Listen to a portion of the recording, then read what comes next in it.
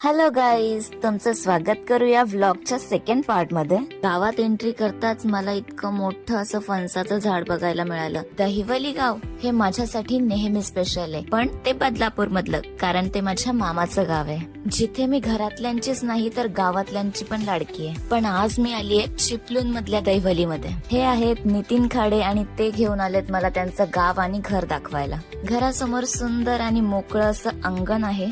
ह्या आहेत नितीनच्या आई, खूप प्रेमळ, सुंदर आणि मायाळू. ह्या फक्त मायाळू आईच नाही तर समजूतदार सासू सुद्धा आहेत, जे की त्यांच्या बोलण्यातूनच समजत होतं. खूप शांत आणि लाजणाऱ्या. आईंना मी बोलले की तुम्ही खूप छान दिसतायत, खूप फ्रेश दिसतायत, इतकं काम करून सुद्धा तुम्ही इतका फ्रेश कसं राहता? तर त्यांचं असं म्हणणं आहे की त्यांना एनर्जी ही बाबांकडून मिळते. लग्नाच्या इतक्या वर्षांनीही तेच प्रेम टिकवून ठेवलंय. So sweet. बाबांना मी विचारलं, बाबा आई इतक्या फ्रेश असतात, खुश असतात, म्हणजे तुम्ही त्यांना कधी दुखावलं नाहीये का? तुम्ही कधी त्यांना रागवत नाही का? तर ते बोलतात, तुम्ही तिलाच विचारा, मी तिला कधी दुखावलंय का? खरं तर या सपोर्ट आणि प्रेमामुळे त्यांची आजपर्यंत बॉन्डिंग इतकी स्ट्रॉंग आहे. त्यानंतर आम्हाला बाबा ह्या घराबद्दल काही गोष्टी सांगत होते, म्हणजे हे घर कधी बांधलं, किती वर्ष झाले, कशा प्रकारे बांधलं. त्यानंतर बाबा आम्हाला सांगत होते की ह्या घरासाठी लागणारे हे लाकडं जे दिसतात माळ्यावरचे, ते त्यांच्या सासऱ्यांनी त्यांना दिले.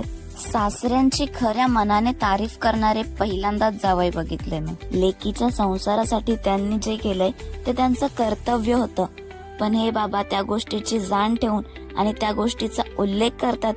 हा त्यांचा खरा स्वभाव मला खूप जास्त आवडला. नितीनच्या फॅमिलीला भेटून तर खूप छान वाटलं. चला आता तुम्हाला दाखवते नितीनचं घर. सो सगळ्यात आधी सुरुवात करूया माझं फेवरेट म्हणजेच किचन. सो इकडे किचन आहे, इकडे मोठं असं हॉल, देन इकडे बेडरूम आहे आणि इकडे देवघर आहे. हॉलच्या बाहेरच अजून एक मोठं हॉल आहे, जिथे काही गोष्टी स्टोर करून ठेवतात. एका कोपऱ्यामध्ये हे इतकं असं मोठं ठेवलेलं होतं, तर मी विचारलं हे काय आहे, तर याला तट्या असं म्हणतात. याला राईस स्टोर करून ठेवण्यासाठी युज केलं जातं. ह्याच्यामध्ये वर्षभर भात खूप चांगला राहतो. ह्याच्यामध्ये भात खराब होत नाही. आमच्याकडे पण भात शेतीच होते, पण ते स्टोर करण्यासाठी आमच्याकडे मोठे मोठे ड्रम असतात, पण हे मी इकडे पहिल्यांदाच बघते.